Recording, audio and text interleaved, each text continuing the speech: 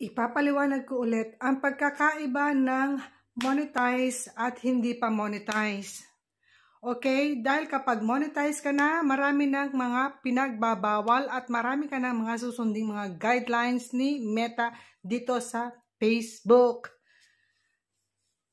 Doon naman sa mga hindi pa monetize, okay lang kayo, go lang kayo sa pag-upload ninyo. Pwede kayong gumamit ng kahit anong music na gusto nyong ilagay.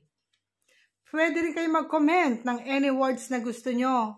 Walang bawal dahil hindi pa nga kayo monetize.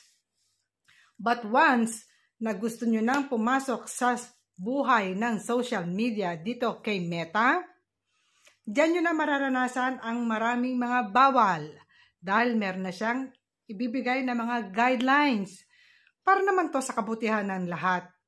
Mapabata, mapamatanda, kinakailangan sumunod tayo sa guidelines na ibinigay ni Meta. Kaya kung ako sa'yo at gusto mong ma-monetize, baguhin mo na ang style ng pag-upload mo para madali kang ma-invite ni Meta sa ads on Reels at saka sa in-stream ads at nang ma-monetize ka na. So nakita mo ang pagkakaiba ha? Pag monetize ka na, marami ng mga susundin na mga guidelines kay Meta. Kung hindi ka pa monetize, kahit ano, pwede mong i-upload. Kahit anong words, pwede mong i-comment. So guys, I hope naintindihan nyo, maliwanag pa sa sikat ng araw ang aking sinabi. Ang pagkakaiba ng monetize sa hindi pa monetize, ang mga bawal at mga hindi bawal. So I hope guys, nagkakaintindihan tayo. Kung meron kang question, paki-comment down below mo lang. At kung kaya ko, sasagutin ng inyong lolang makulit.